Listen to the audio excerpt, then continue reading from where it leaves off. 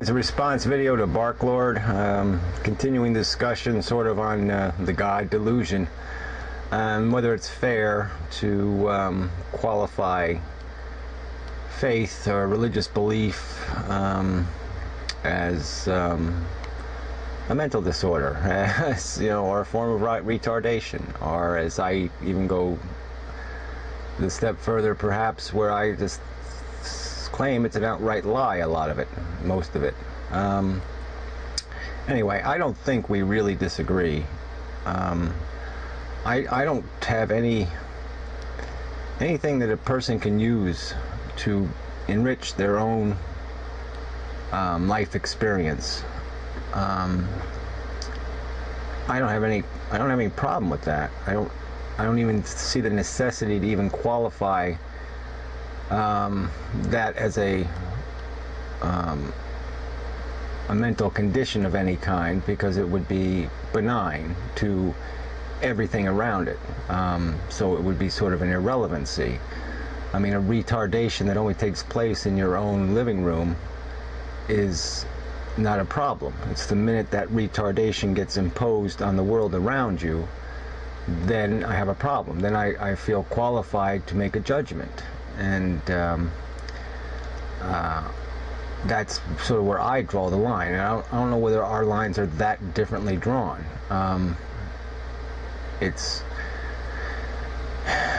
We all engage in intellectual dishonesty in our personal lives. I mean, it's unavoidable because of our conditioned nature. And it would certainly be quite possible that even somebody like myself could have some superstitions or have some other ritual, as you put it, some other mechanism, technology, praying, whatever it is, wishing, hoping, something that we do that makes it easier for us to get through our lives. And I'm not so draconian as I'm going to sit there and say, oh, no, you're not allowed to be human.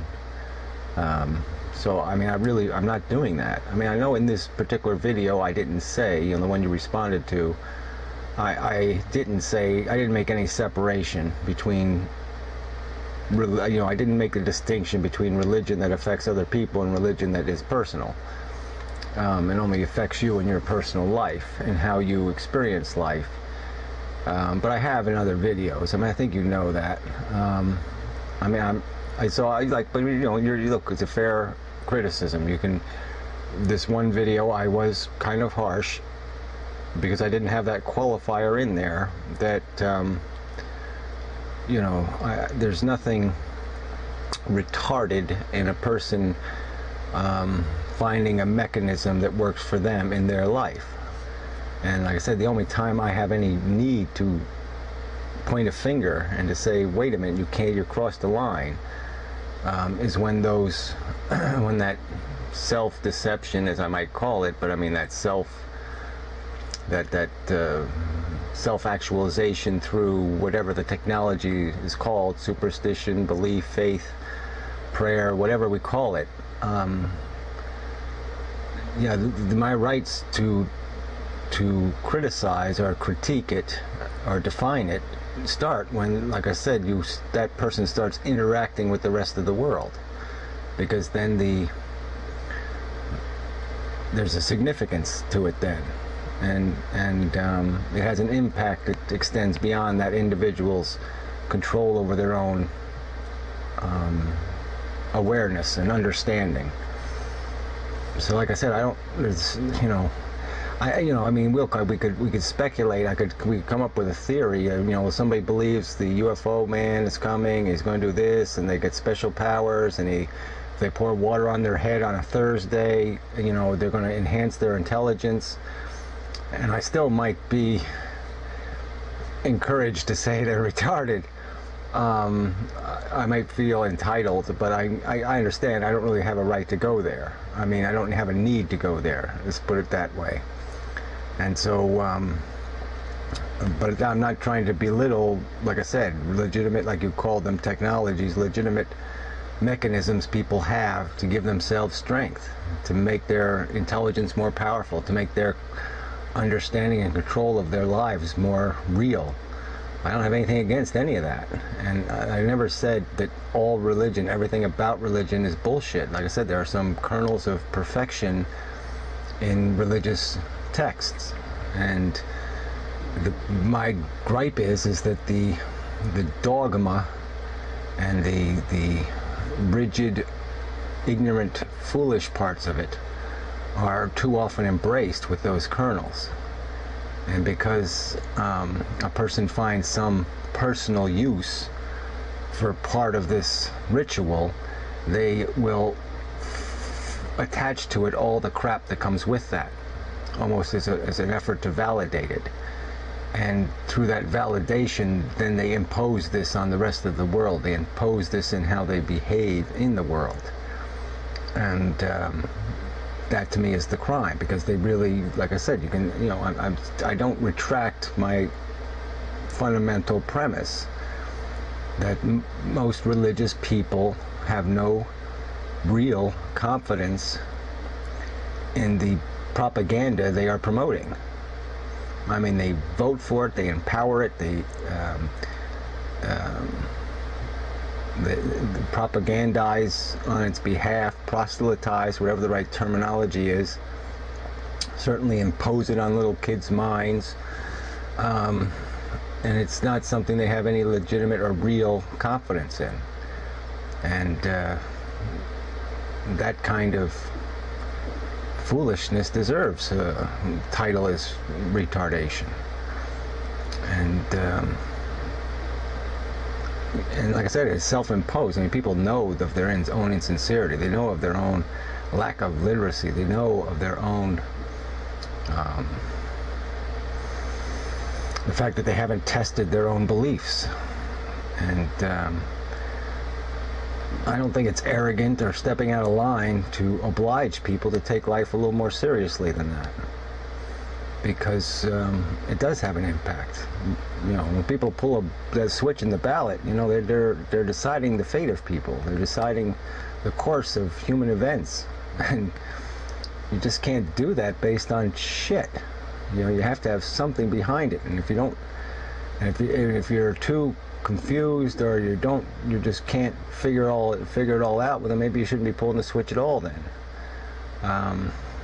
But I do think we, you know, the truth is there. It's right in front of us. And so, you know, retaining old, archaic